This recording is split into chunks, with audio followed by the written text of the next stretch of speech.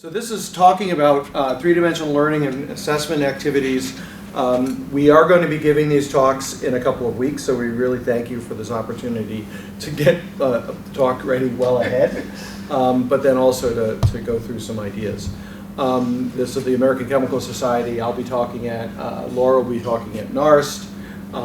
She'll also be present, as will I, when we have a talk at the NSTA. I always like to start with acknowledgments. This is an NSF-funded project. The title for it is Assessment Literacy for the Development of Teacher Understanding for the Next Generation Science Standards. We abbreviated that to the Assessment Literacy Project, which is where the acronym ALPs comes from.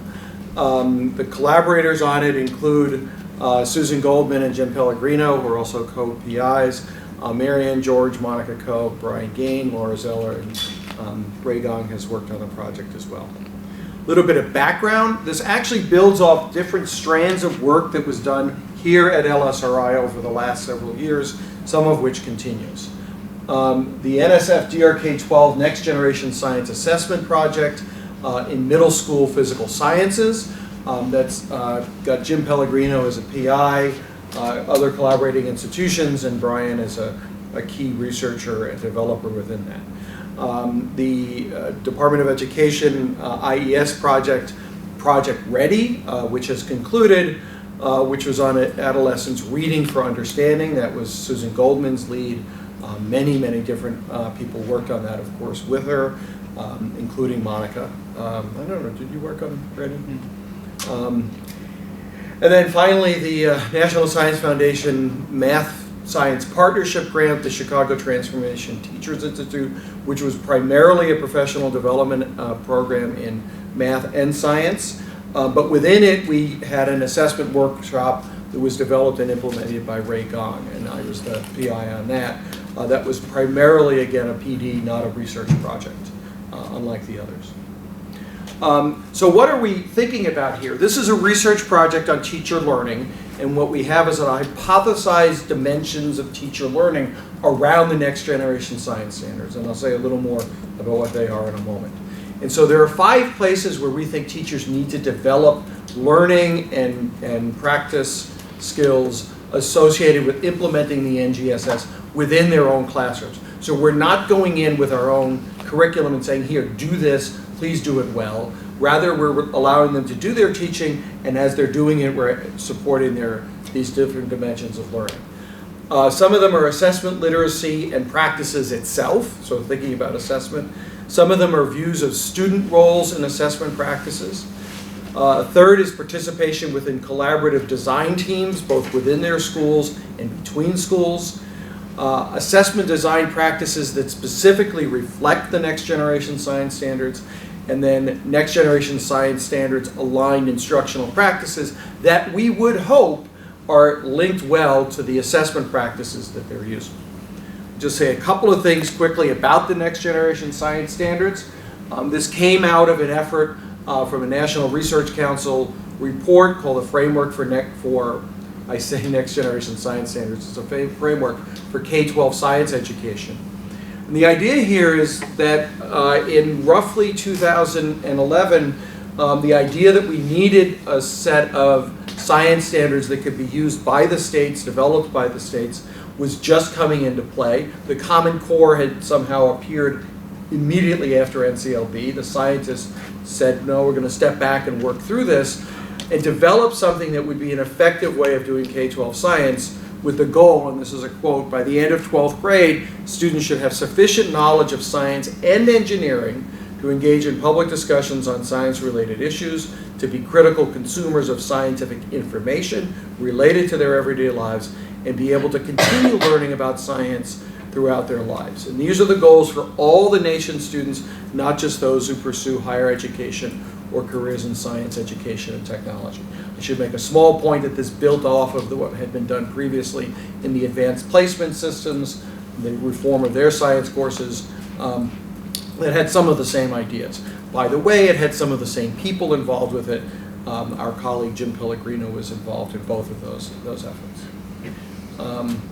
So just quickly about the next generation science standards. These are performance expectations They have been written throughout K through 12. They are generated as statements of what a student should be able to do if they have met that particular expectation. So here we have one from high school, HS Physical Science 1, that's the PS1-4.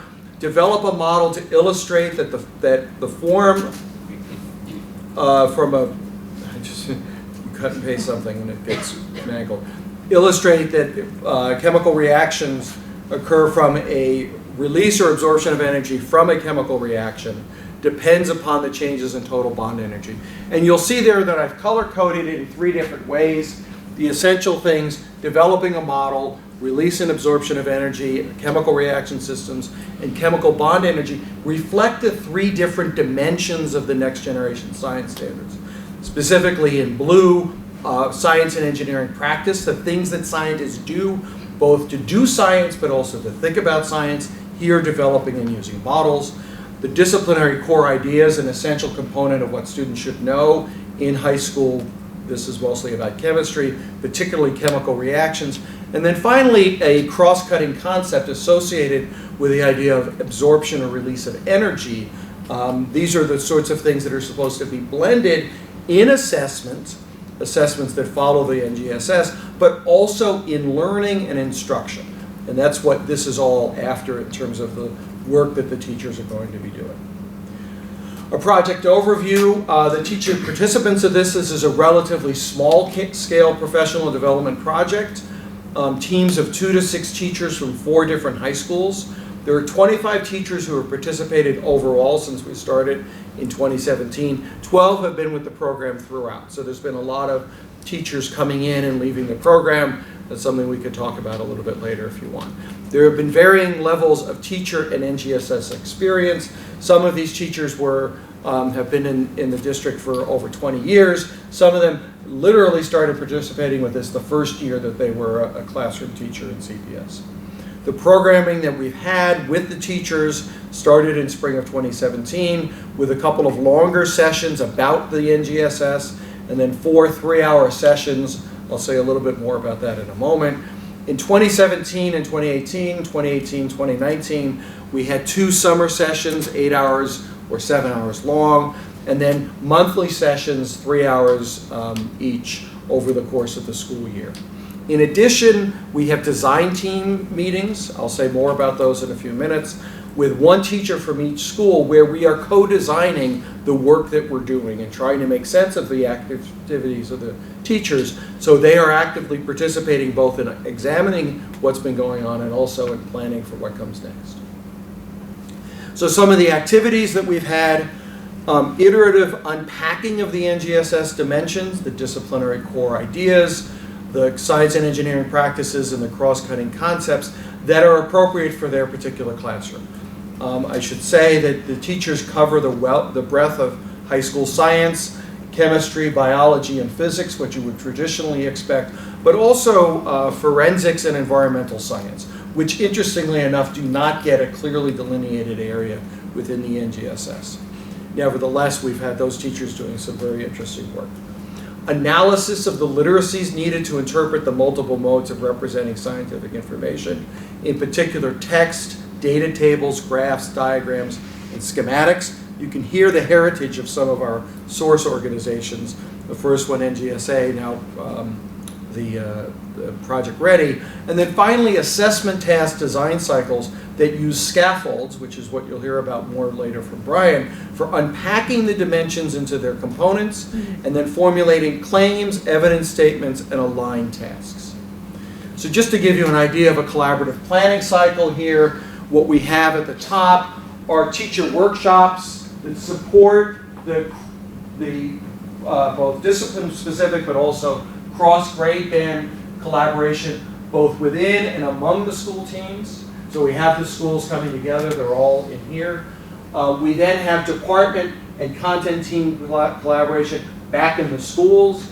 And then we also have the design team meetings when we actually have a representative from each of the sites come in and work with us to go and co-design the workshops. And this cycles all the way through. Now we are following the idea of design-based improvement research, DBIR, a principle that if you're not already familiar with as a learning sciences student especially, you will be. But an interesting thing about this is that the iterations are being done with the same teachers. So the teachers are developing their own trajectory as we're going through this and improving our process. So we've done these workshops so we haven't just done the same PD all 3 years. This has been a developmental trajectory for the teachers and for the project. So in the first year, we did 3 what we called segments. We looked at the next generation science standards. We then looked at questions of literacy and assessment background and principles. That was the winter to the spring of 2017. 2018 through the present, we have engaged in what we're calling design cycles. And again, we'll explain more, where the teachers go through scaffolded planning for multidimensional assessment with aligned task and instruction. And as these go forward, new ideas are implemented and a greater sophistication we are anticipating will be occurring. The teachers work both within school groups when they're here for workshops, but then sometimes we shuffle them so that they're working with teachers covering the same content from a different school. And then finally, we as a team do provide feedback on some of the assessment design work that they've got. So just schematically, in the first year, a couple of segments there in the spring, and then coming up with, in the second year, with another segment on some unpacking, and then design cycles in which the teachers actually did an assessment using the principles we were discussing with them in order to develop a particular goal for the students, to demonstrate their learning, and then use evidence-centered design in order to think about both what the students will be doing on the task and also how that supports the multiple dimensions. We also then went into questions of literacy, particularly the use of multiple texts. This year we've gone through another set of design cycles that linked, or we're trying to support the linkage of the instruction that the teachers are doing with the assessment. So just as a typical example of a assessment design cycle, this is design cycle 3 from the fall. The teachers came in August and September. They were developing their assessment. They were also doing some work to plan out their year. And then in October, they revised that assessment task based on the principles that they had established and documented. And then they implemented it somewhere in between October and November with a chance to reflect on what they had done in November, and that closed the cycle, and then another cycle starts in December. In between, there are design team meetings that are going on where, again, 4 of the teachers are coming in. And I want to just give a brief overview of the way these design team meetings work for us, because they're very important for the progress of our work. Typical design team meetings, these are 3 hours long. They involve reports on the school and teacher experiences. So basically the 4 teachers tell us both what's been going on in the school, but also what they've been experiencing in the workshop. It's a chance to raise questions, opportunities, problems that are coming up. There's a review typically of some video from the previous workshop. So we will have looked at the video that we have and say, well, we want to ask you more about what you think about this. Give us another perspective. It's a little bit of member checking, but it's also a sense of saying to them, we want your views of this, not just our views, because you're teachers who are implementing this. We go through to the design and the refinement of scaffolds, and we also talk about the design of the next workshop. And then finally, we talk about the design cycle design itself that we'll be going through. And just as an example of what these things often result in, you don't need to read what's on the board here, but this is a typical 1570W whiteboard at the end of one of our meetings. This is the one in February. And on here, there are several different things that have been documented over the course of those 3 hours.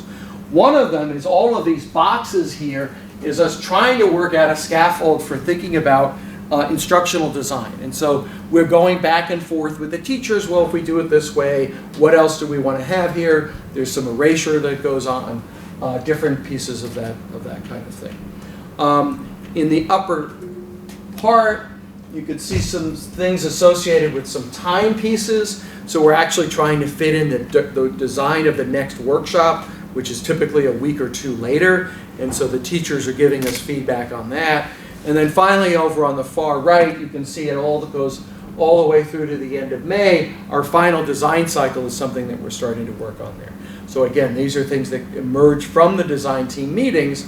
And I just wanted to give you a sense of how, well, this is an artifact of it, but also a little bit of a sense of how some of these things are occurring through a snippet of the talk that went on. Now, a little bit later, you'll see some carefully done framework, characterized work that, for example, Laura has done around teacher talk within this. I'm just using this as an exemplary statement or an examples of these different characteristics. We haven't gone through and done detailed coding on this. So here's a bit of talk that went on.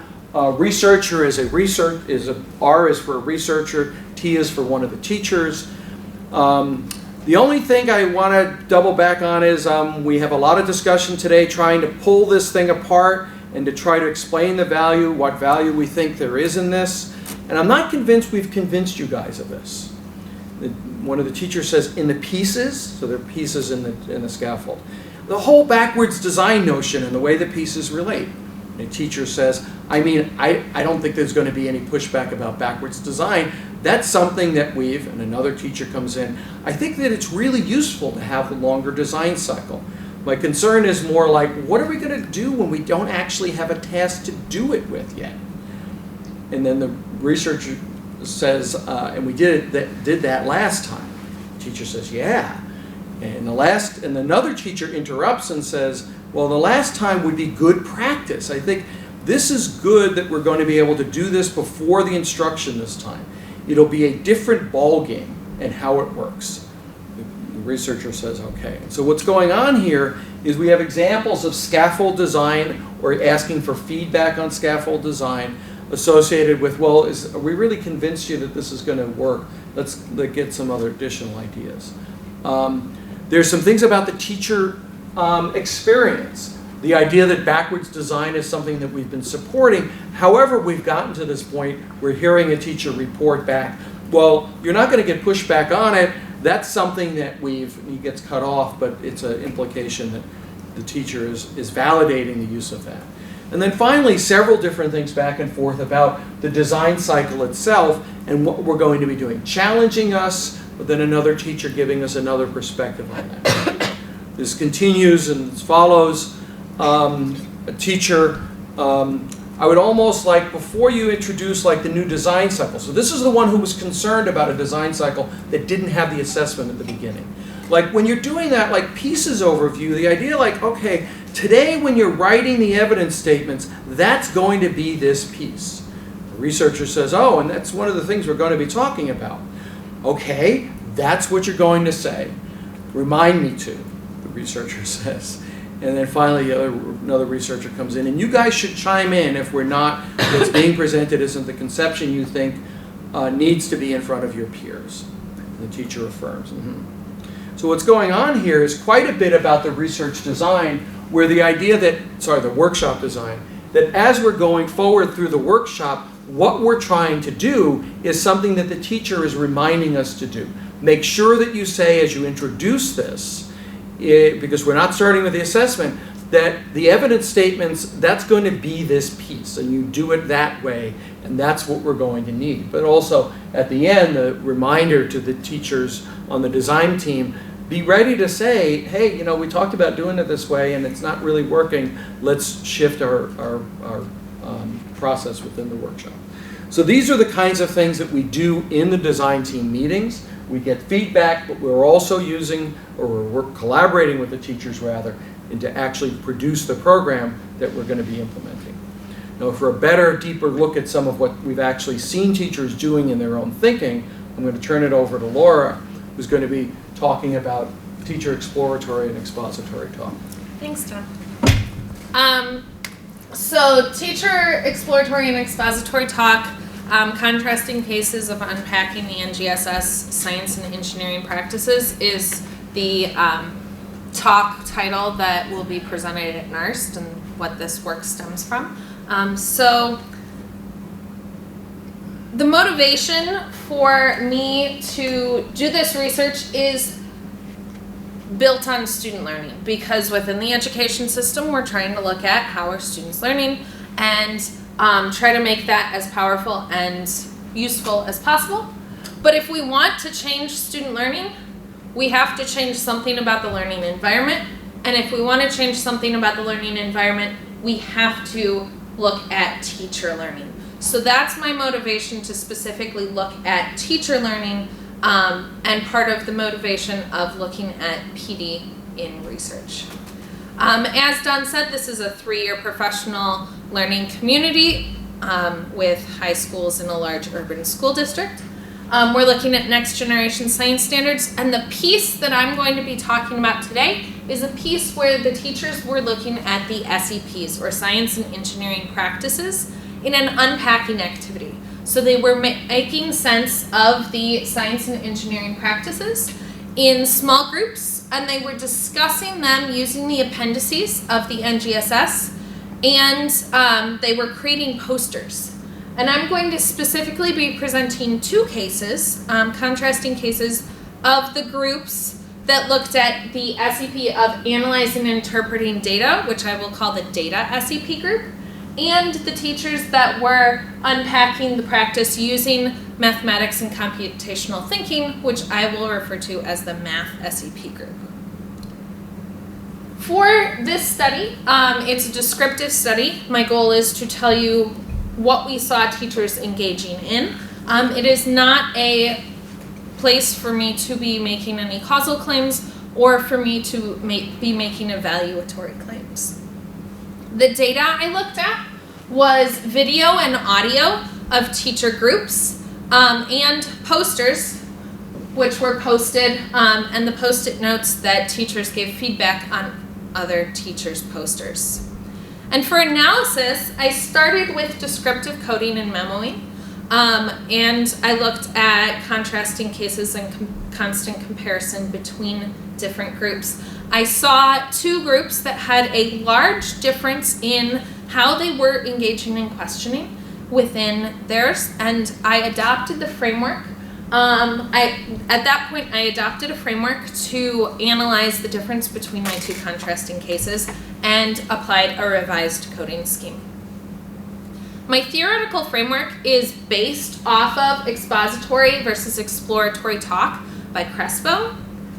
And Crespo describes exploratory talk as what I'm doing right now. I'm presenting information, it's preformed ideas, and it's often one person. In order to expand what exploratory talk was, I used Pop and Goldman 2016, and they explain exploratory talk as engaging in these 5 pieces: questioning, proposing, elaborating proposals, negotiating, and explaining thinking, which is really where I built my code scheme for my revised coding. So I'm going to present 3 or 4 segments of data for you guys. This first segment is from the math SEP group. So all pseudonyms. Kyle, do you use any computer simulations in your class at all? Emily, yeah. Amy, we use PhET simulations. Emily, but is that what the NGSS appendix is talking about? But those are already created. So here, I see an example of exploratory talk, and there's a few key pieces that I coded that told me that that's what I had. I had somebody proposing an idea. Kyle suggests maybe we should think about these computer simulation pieces. Then they're asking questions. Lots of their talk back and forth was questioning. One thing I do want to point out is these segments that I'm sharing with you are representative segments that actually show the general talk. I chose them to present because they're the most compact that show multiple features. And they have negotiation. They contradict each other. They say, can we rethink that, but. So the key, little indicator of using but back and forth came up a lot in this group. And there was uncertainty. They're not really quite sure whether that's what the NGSS appendix is talking about or not, and they're going through and questioning, proposing, and negotiating that. Segment 2 is also the math SEP group. We have, is that creating a model and then you would use the numbers? Not a math model, because it specifically says in the appendix, algebra, linear equations, limits to test the viability of stuff. Like, well, can we say the limit of an instrument, does that count in that? That's statistically like error. So here again, we're seeing exploratory talk. We're seeing a lot of negotiation back and forth on, is this or does this not qualify as what we're trying to look for? They're explaining their thinking. They are digging into what they have because they're going back and negotiating things, so they have to reiterate what they mean to their group members. And they elaborate proposals, so they don't just propose something, have it accepted, and leave it. They're also then elaborating on that. And we also see this interesting feature of they seem to be uncomfortable with the topic. This was a separate piece that I saw in my data that I made note of. Now for some segments from the data SEP group. I think another piece is synthesizing data from multiple sources, right? Yes. So making sense of results from multiple experiments and putting it together to tell a cohesive story or integrated story. Another big part of that is making the decision about what's important, what's not important. So here we see a very different style of conversation and engagement. We see agreement, and we see presenting and listing thoughts. They're adding to a laundry list. They don't question and negotiate the proposals that other teachers have given. They're just listing additional pieces that might go with another piece, but they're just expanding it. And another interesting thing that I saw about the data SEP groups talk back and forth is it was interesting that you could almost read it as a single person talking if you took out the yeahs and mhms, because most people don't yeah and themselves. So here we see an example of expository talk because they're listing and presenting thoughts, and it correlates with this idea of one person presenting, although they were a group of speakers. And nothing was being challenged or questioned, and there wasn't negotiation back and forth. My fourth segment that I'm going to share with you is a segment that's during the revision process. So they built these posters and then they gave each other feedback with Post-it notes. And this is the data group during revisions in response to a Post-it note from the gallery walk. Mockingly, actually, we answered your question here. Excuse me, who's the pink marker? Our audience is clearly defined. Laughs. Pink marker, show yourself. And then Emily jokingly looked around the room for the person with the pink marker. So here it's interesting because there's keys where they say, we answered your question here. Our audience is clearly defined. So what's interesting about this is they were very much confident and comfortable with their understanding of the SEP, shown through their defensive nature and lack of major changes, which very much contrasts the uncertainty we saw in the math SEP group. So I saw two different trajectories or two different types of engagement with these two groups. The math group was unsure and confronted opposing views. They engaged in what we found to be exploratory talk, and they had an opportunity to expand understanding and knowledge construction. The data group was generally confident and unchallenged in their conceptions, engaged in expository talk, which was just listing and presenting previous knowledge. So here, what's really interesting about this is that we are seeing two very different types of engagement by groups of teachers within the same activity structure. So what we did with that was we said, okay, this is a larger DBIR project. This was at the beginning of year 2 that we collected this data, or year 2 that we collected this data. So we decided to revisit SEP unpacking, and because of our motivations as our workshop, we said, hey, we would like to foster this exploratory talk for our purposes. So we then reconceptualized what we would do for an SEP unpacking activity and implemented that at the beginning of year 3.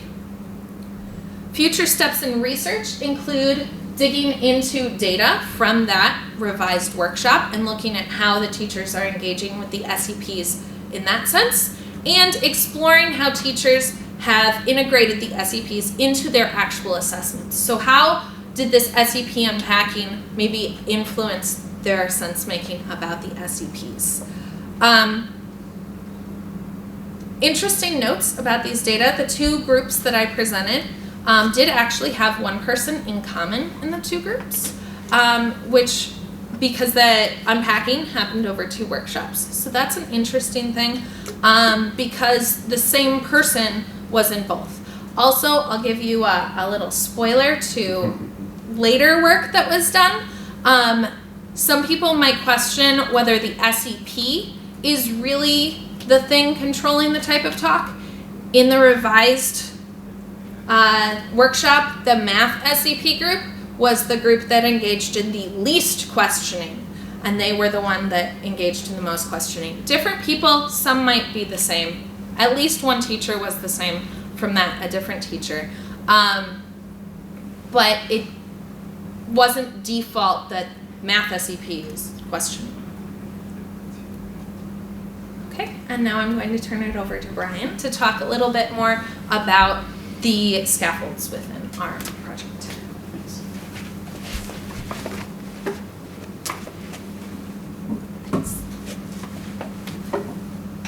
So I'm going to be talking about scaffolds that we use with teachers. And before I jump into this, I just want to say that I'm going to be presenting a variety of different scaffolds. These, like Don was saying, have been developed in collaboration with different members of the research project team and also with the teachers. So I'm the one presenting this, but this is by no means just scaffolds that I've come up with. So the motivation for presenting this talk is that we have a presentation coming up at the National Science Teachers Association. Actually, it's going, well, I should back up. We have 2 presentations and a workshop.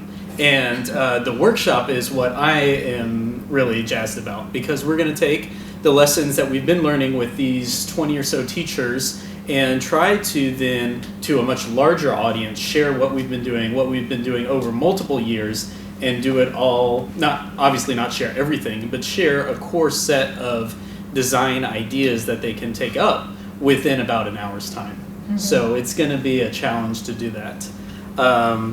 But what we want to do is we want to introduce a set of scaffolds that teachers might find useful themselves in the context of their own designing, implementing, or revising assessments. And so for the talk today, what I want to do is describe the scaffolds that we're going to be presenting at the workshop, and then also illustrate how teachers have been using them. So the basis of a lot of the scaffolding that we do, and Don talked about this already, is this idea of making some claims about what your students know and can do, and then providing evidence for those claims. And this is based upon a framework that's basically an engineering design framework that comes out of the measurement literature. And it's a framework for, I know this is too small to read, I just wanted to show you that there's a lot of boxes and arrows. It's pretty complex, right? And if you could read this, you would see that at the top, you're looking at information about the domain. So the first set in developing any sort of assessment is just to figure out what students need to know and be able to do. And then from there, we go through a set of different layers all getting from sort of a wide view of what students know and should be able to do and how they will demonstrate those proficiencies to a more and more narrow and circumscribed set of layers that embody these claims and evidence, but eventually result in this last one, an operational assessment, which basically just means it's an assessment that can be delivered to students. So this is something that came out of a lot of work in sort of large-scale, high-stakes assessment, but is equally applicable to more classroom-based assessments that help teachers instruct their students. And so, but to do that, it's easier to think of a simplified representation of this. So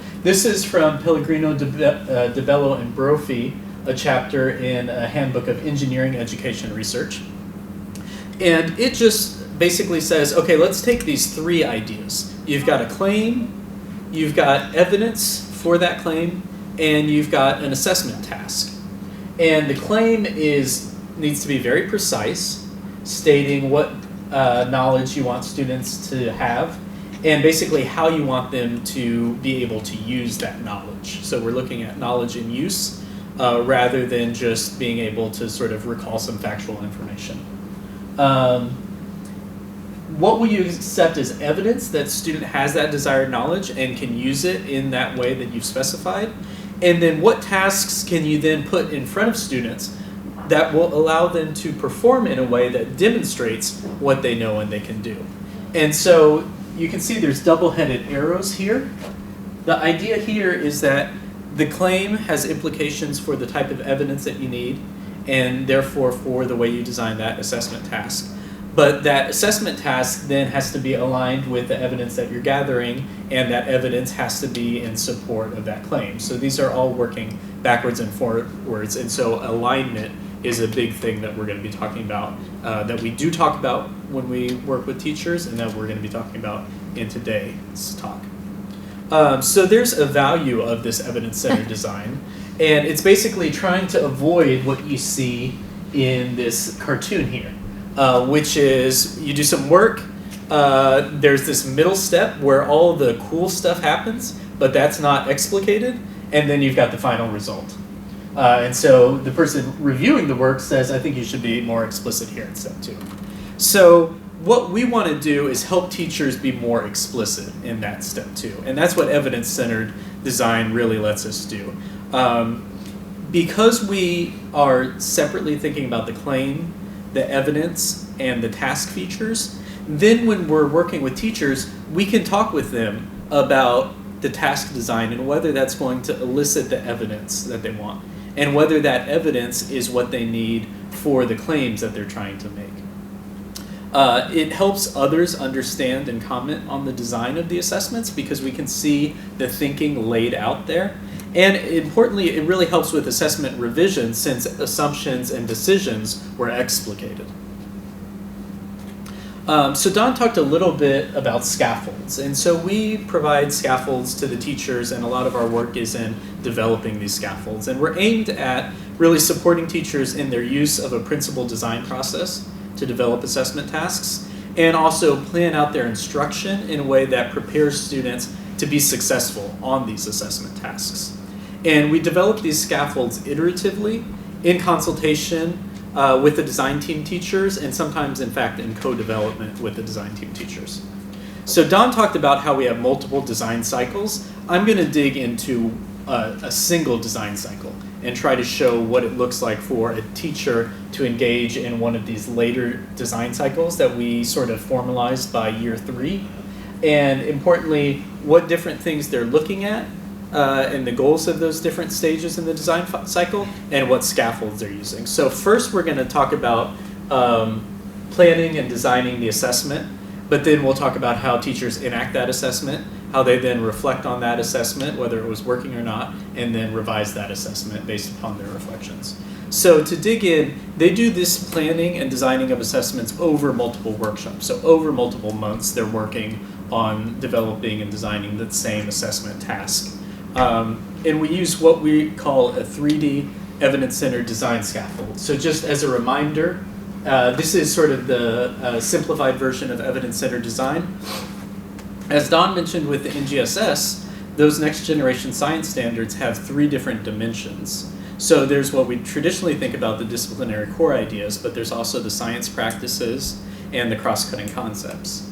And so I'm just going to represent the 3-dimensionality with this NGSS logo, which has the different 3 dimensions. So I just want to make the point here that the claim that teachers are having to make about students is not just, my students know about competitive interactions in an ecosystem, but that they are making a 3-dimensional claim about what students know and can do. And because these are all aligned, if your claim is 3-dimensional, then the evidence has to be 3-dimensional, and therefore the task itself has to be 3-dimensional so that it can elicit these 3-dimensional pieces of evidence. So really getting teachers to think about these 3 dimensions both separately, like Laura was talking about when they unpack the science practices themselves, and in an integrated way together is one thing that we're trying to scaffold their use of. So we've got these 3 dimensions. We initially treat them in isolation.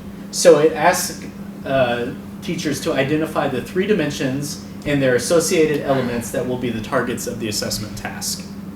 And we just use this 3-column table in the same way that the NGSS uses. And so the teachers are able to think about which science practice they want to focus on. Is it going to be analyzing and interpreting data? Is it going to be using computational models? Which disciplinary core idea they're going to focus on, and which cross-cutting concept they're going to focus on. So this is an example from a teacher's work doing this. So this is an environmental science teacher. And so if you look at the disciplinary core idea, I'll read it since this is kind of tiny text. Through the magnitudes of human impacts, though the magnitudes of human impacts are greater than they ever have been, so too are human abilities to model, predict, and manage current and future impacts. And this is paired with analyzing and interpreting data. Obviously, it's going to be data on human impacts on the global climate. And then stability and change is the cross-cutting concept, and the idea that change, and rates of change can be modeled and interrogated over different periods of time. So the teacher says, okay, I want to assess my students on all 3 of these dimensions and see whether they can use them in an integrated way. So fine, you've got those 3 dimensions articulated individually. Now what we need to do is put them into a claim. And so the second part of the scaffold is to ask teachers to write a claim that describes what students should know and be able to do using these 3 dimensions of science. And so here's the claim that the teacher wrote. And again, I'll read it because it's too small. Students who demonstrate understanding can analyze at least 2 scientific sources to generate a claim regarding how global warming due to anthropogenic impacts results in direct consequences to environmental systems. And it's color-coded there so you can see the 3 dimensions that are there.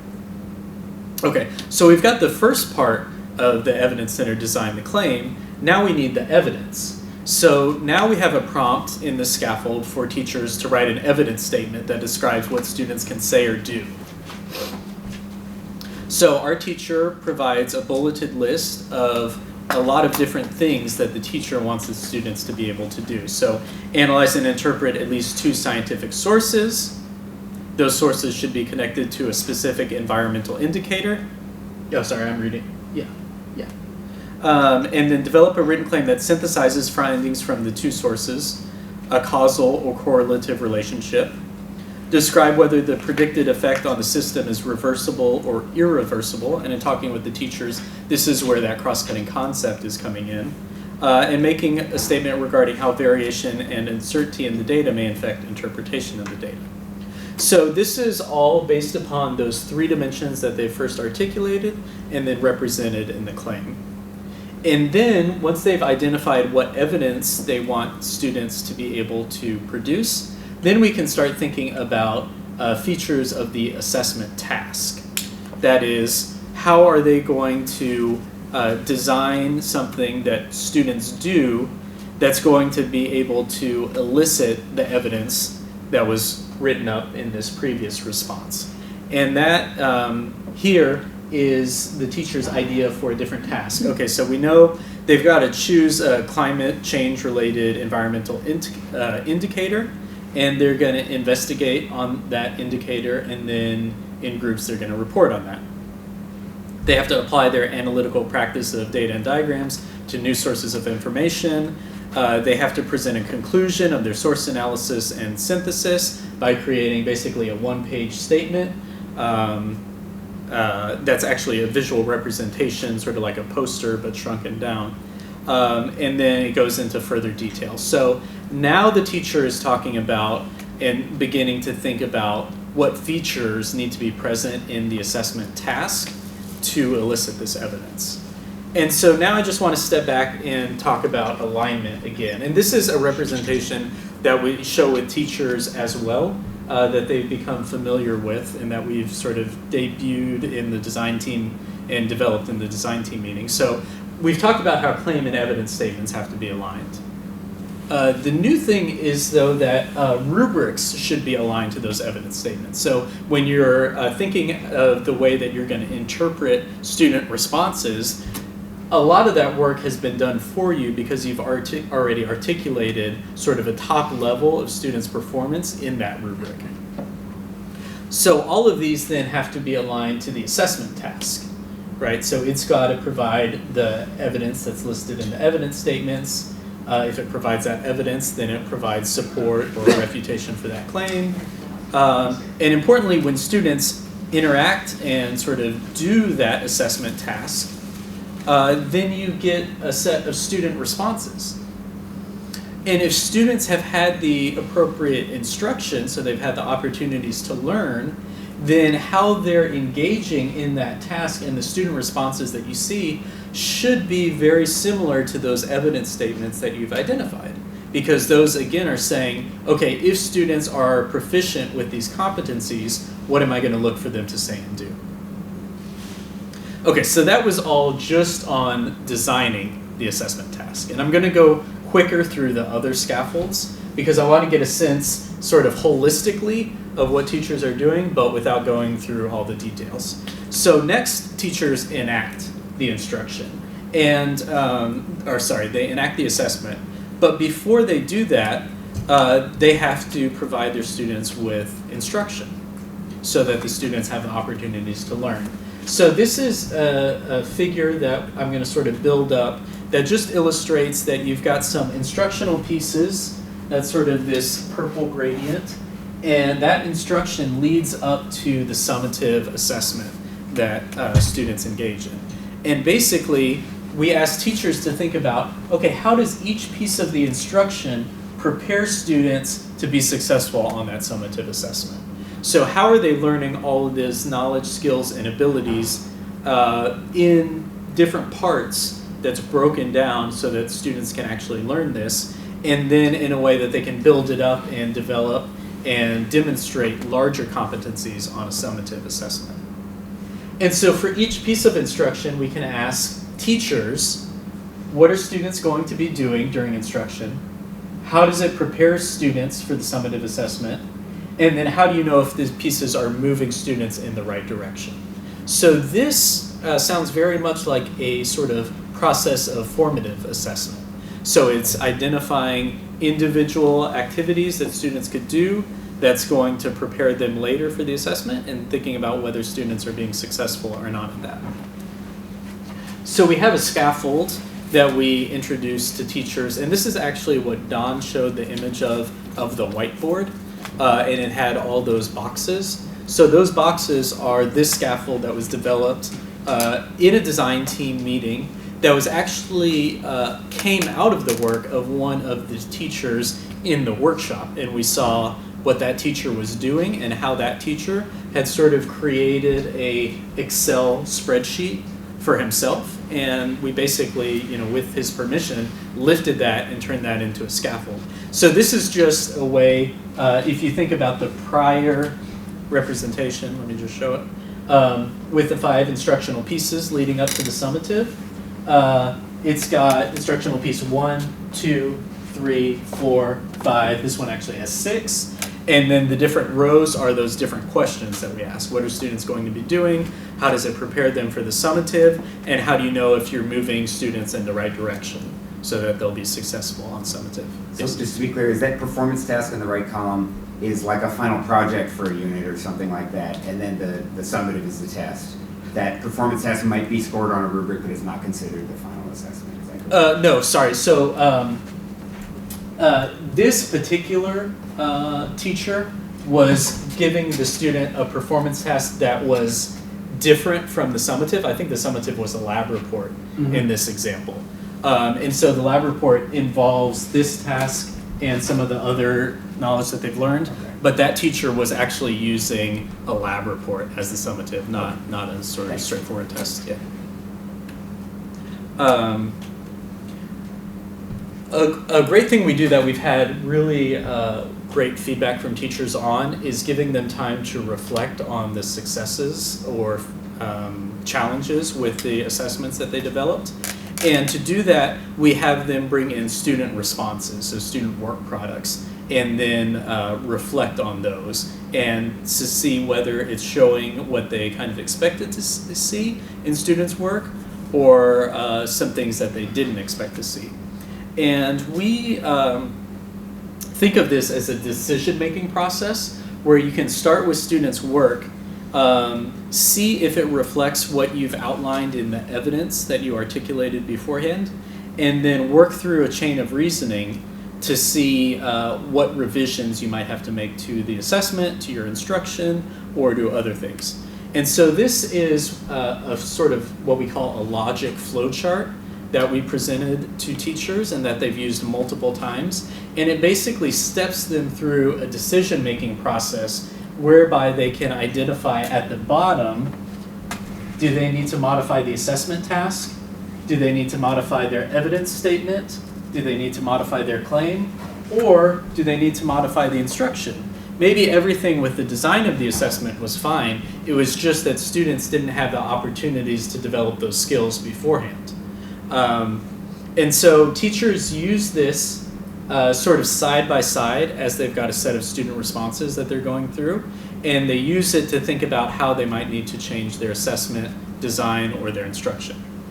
And just a note, changes cascade. So because all of this stuff has to be in alignment, if they decide, oh, you know what, my claim is not quite what I wanted, that's going to cascade into changing the evidence statements, changing the task potentially. If they go back and realize, oh, you know what, maybe my task prompts weren't unclear, that might go back to changing the evidence statements, or it might not. It depends. So that's why we had this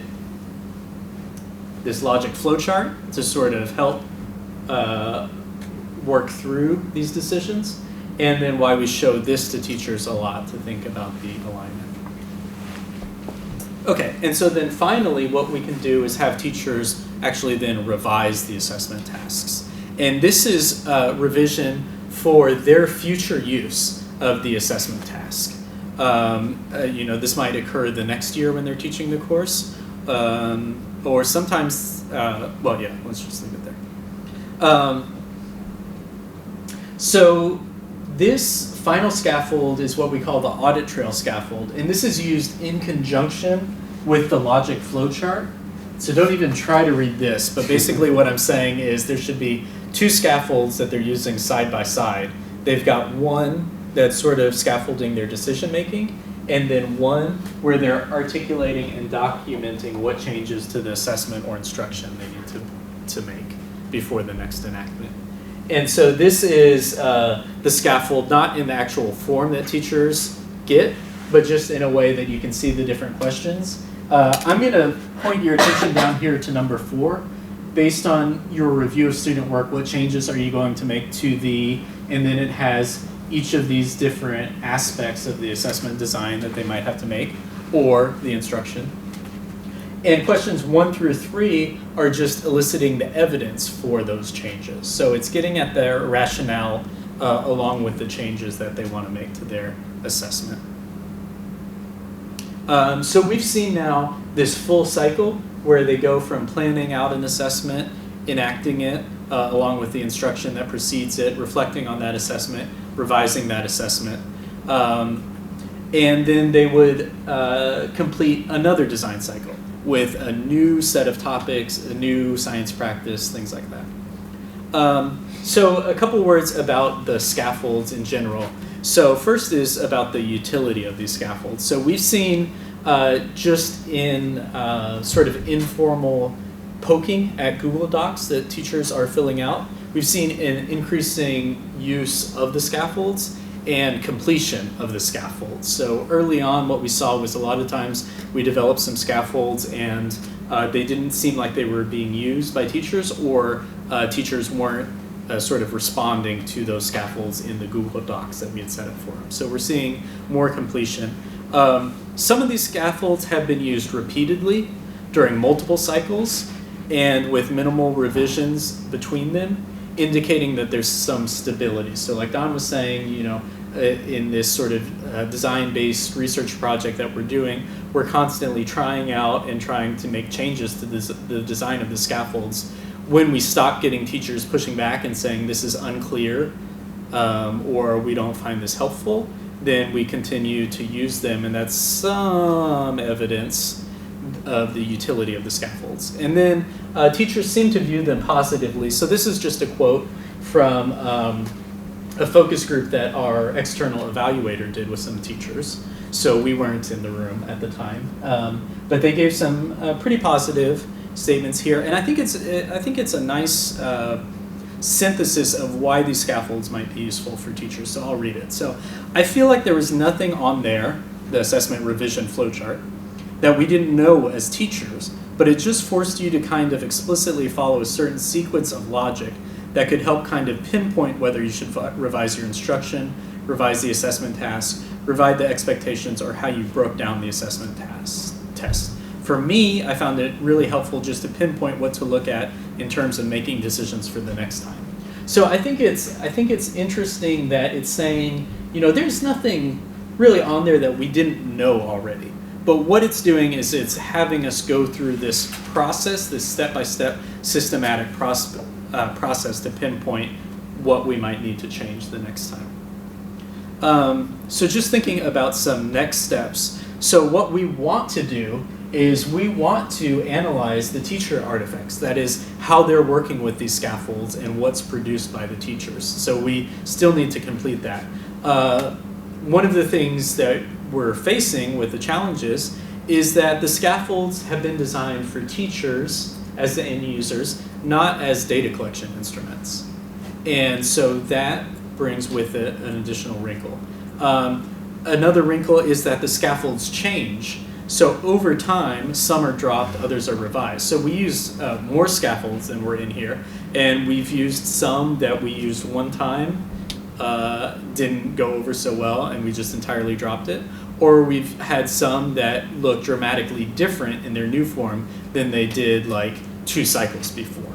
So when the scaffold is changing, thinking about analyzing that at the same time is also hard. And then we think that we need to analyze these teacher artifacts in conjunction with analysis of the assessment task that they're developing as well.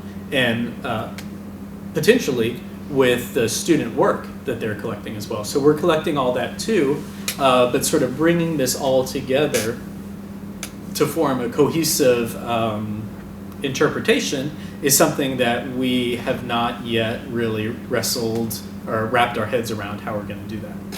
So in summation for this portion of the talk, the scaffolds are used to help structure teachers' thinking and doing, specifically focused on evidence-centered design and aligning instruction with assessment. These scaffolds are iteratively designed with the help of the design team teachers, and the teacher artifacts that are products of the professional development we have, but how we're going to actually analyze them to answer our research questions, again, those 5 trajectories, we haven't yet figured out. So that is maybe a discussion point that we want to talk about with the group, some insights into or ideas for how we might analyze these. And with that said, I just want to say thank you very much.